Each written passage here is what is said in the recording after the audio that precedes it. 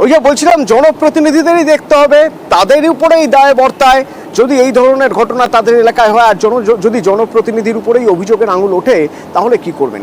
হিঙ্গলগঞ্জে এক উপপ্রধান, পঞ্চায়েতের উপপ্রধান, তার বিরুদ্ধেই অভিযোগ যে তিনি সরকারি জমি এবং চাষের জমি এবং জলা জমি তা বুঝিয়ে ফেলেছেন, জমির চরিত্র নষ্ট করে ফেলছেন। আমার সঙ্গে রয়েছেন অনুপম, একটু ডিটেলে জানতে চাইব কি অভিযোগ উঠছে এই উপপ্রধানের বিরুদ্ধে।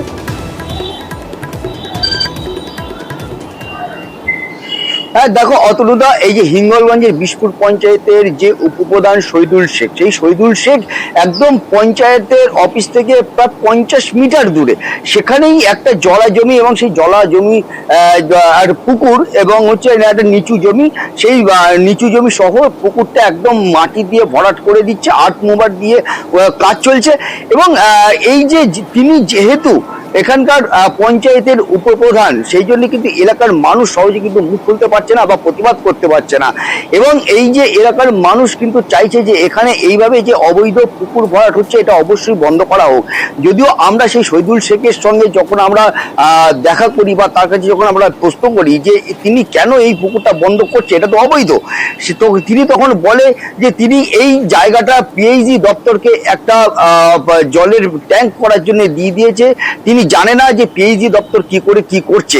কিন্তু এখানে একটা বড় প্রশ্ন উঠছে যে যদি শহীদুল শেখ, তিনি উপপ্রধান, তিনি যদি পুকুর ভরাট করে তাহলে এই যে পঞ্চায়েত এলাকায় যদি অন্য পুকুর ভরাট হয় তাহলে সাধারণ মানুষ কার কাছে অভিযোগ করবে, কার কাছে দরবার করবে যে এই আগে জনপ্রতিনিধির কাছে যাওয়ার কথা। যখন জনপ্রতিনিধি ওই একই দোষে দুষ্ট, মানুষ তো দিশাহারা হবেনি। ফাঁসি দেওয়ায় রাতভর বৃষ্টি, আর রাতভর বৃষ্টিতে ওই ব্রিজে যাওয়ার যে সংযোগকারী রাস্তা, সেই রাস্তা গেছে ভেঙে এবং তার ফলে প্রায় 7 থেকে 8টা গ্রামের মানুষ পড়েছেন চিন্তায়। তার কারণ তাদের কাছে যাওয়া আসার সম্বল বলতে ওই রাস্তাটাই ছিল। বিশ্বজিৎ প্রতিনিধি আমার সঙ্গে রয়েছেন। বিশ্বজিৎ, এই রাস্তা ভেঙে গেল কিভাবে? দেখো, তুমি জানো যে উত্তরবঙ্গে প্রবল বৃষ্টি হচ্ছে, পাহাড়েও কিন্তু এই বৃষ্টি, আর বৃষ্টিতেই কিন্তু উত্তরবঙ্গের বিভিন্ন নদী ফুলে ফেঁপে উঠছে। তেমনি কিন্তু এই টুনা নদী ফুলে ফেঁপে ওঠায় রাস্তার যে সংযোগকারী, ব্রিজের যে সংযোগকারী রাস্তা তা কিন্তু ভেসে নিয়ে যায়।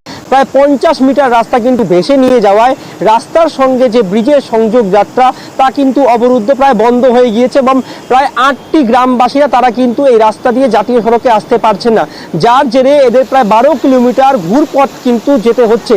আর আগামীকাল থেকেই কিন্তু স্কুলে ছাত্রছাত্রীদের স্কুলে যেতে হবে, তেমনি চিকিৎসা সহ বিভিন্ন কাজে কিন্তু আসতে হয় গ্রামবাসীদের।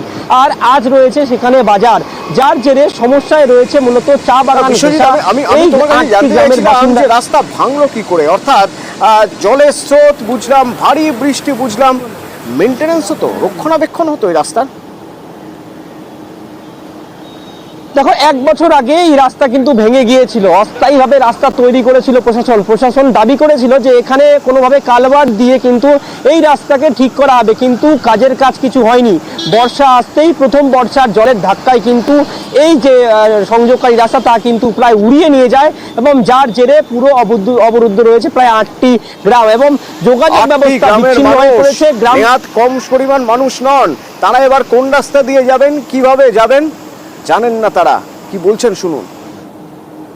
কিচ্ছু হলো না। এখানে ধরেন 3-4টা বড় বড় স্কুল আছে, গঙ্গারাম হাট আছে, 8 থেকে 10,000 আদিবাসী ছাত্রছাত্রীরা এই রাস্তায় স্কুল পঠন পাঠন করার জন্য যায়, অসুখ বিসুখও যায়। তাহলে কিন্তু ওই লোকটাকে বাগড়া ছাড়া উপায় নাই, ওই দিক থেকে ঘুরিয়ে পথে 12 किलोमीटर যেতে হবে। একটা প্রথম বর্ষায় কিন্তু এটা শেষ। अगले साल ब्रिज टूट गया तो हम लोग बहुत तकलीफ किया, दुकानदारी नहीं करने सका।